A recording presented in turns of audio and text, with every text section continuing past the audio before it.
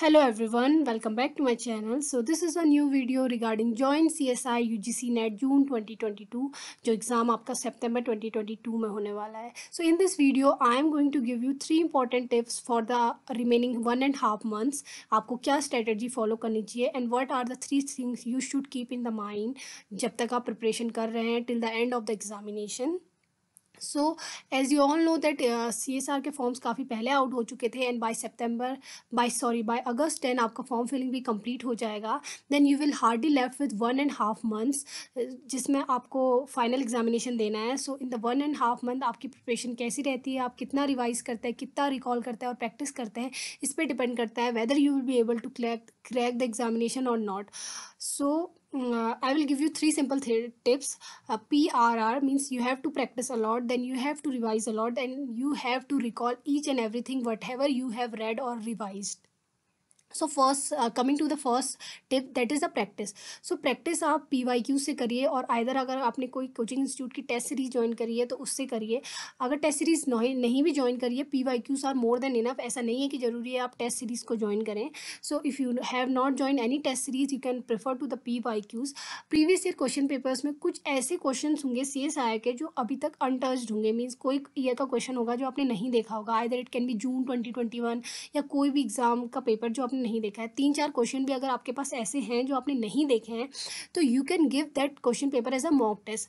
Means आपने अपना पूरा रिवीजन कर लिया. कंप्लीट रिवीजन के बाद आप 15 डेज में या वीक के एंड में एक मॉक टेस्ट रखिए. ये मॉक टेस्ट आपके एग्ज़ाम की तरह सिमिलर होना चाहिए. मींस आप इसको 9 to 12 या 2 to 5 के शेड्यूल में दीजिए जहाँ पे भी एग्ज़ाम होता है. सेम सेटिंग्स आप रखिए. उस टाइम पे आप मॉक टेस्ट को उसी तरह दीजिए जिस तरह आप एग्जामिनेशन सेंटर में देते हैं.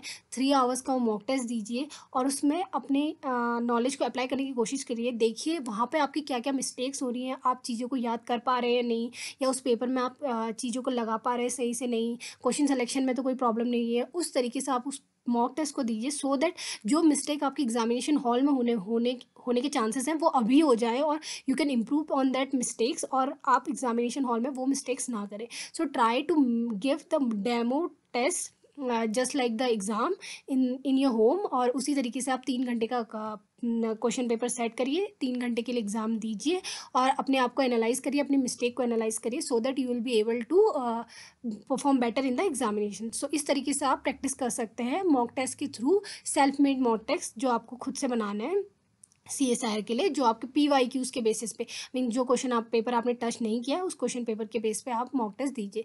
Then the second tip is revision. So revision is very necessary. Revision ही मैटर करता है. ये मैटर नहीं करता कि आपने कितनी यूनिट टारगेट किए हैं. सपोज आपने 13 या 12 यूनिट्स को टारगेट किया है but you not remember each and everything, आपने अच्छे से रिवाइज नहीं किया है तो कोई भी फ़ायदा नहीं है क्योंकि in the examination hall you will be not able to utilize your knowledge. क्योंकि CSI का सिलेबस बहुत वास्ट है, आपको उतने सारे सिलेबस को कंसिडर करना है तो आपको चीज़ें याद होनी चाहिए. So it's time for the revision. आपको नई यूनिट को टारगेट नहीं करना चाहिए, आपको रिवीजन करना चाहिए जो भी यूनिट्स आपने टारगेट की हैं और अपने नोट्स में वैल्यू एडिशन कीजिए. सपोज कोई नई चीज़ आपको पता चल रही है तो अपने उन नोट्स में उनको ऐड कीजिए. कहीं से भी आपको क्वेश्चन सॉल्विंग के थ्रू या फिर कहीं वीडियो से कुछ भी नया पता चल रहा है तो उसको यूटिलाइज करिए और वैल्यू एडिशन करिए और रिवाइज करिए जितना हो सकता है. 5 times 6 times 7 times रिवीजन पे आपका लास्ट 1 month में फोकस होना है क्योंकि लास्ट 1 month केवल रिवीजन के लिए मैटर करता है.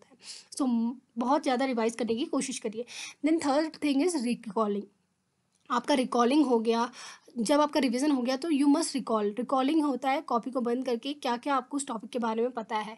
तो रिकॉलिंग इज़ वेरी नेसेसरी क्योंकि एग्जामिनेशन हॉल में आपको रिकॉल ही करना है. रिकॉलिंग जितना आपका बेटर होगा उतना आप बेटर परफॉर्म कर पाएंगे. सपोज एग्जामिनेशन हॉल में पूरा कंबाइंड पेपर आता है. First you have to, suppose कोई एनिमल फिजियोलॉजी का क्वेश्चन है, then you have to shift to the molecular biology.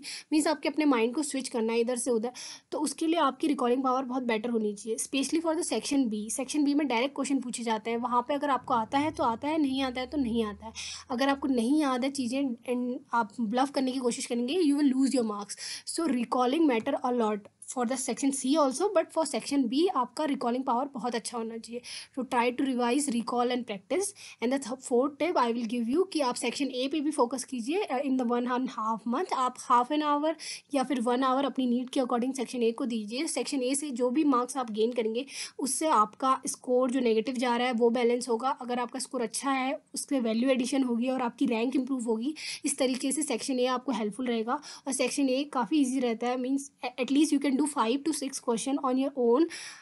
So this is all about this video. You have to revise, you have to practice, and you have to recall each and everything so that you will be able to crack this examination. and अपने मन में ये रखिए that you will be able to crack this examination in this attempt. आपने बहुत ज़्यादा पढ़ाई की है, बहुत ज़्यादा मेहनत की है, and this is the attempt in which you will be clearing this exam.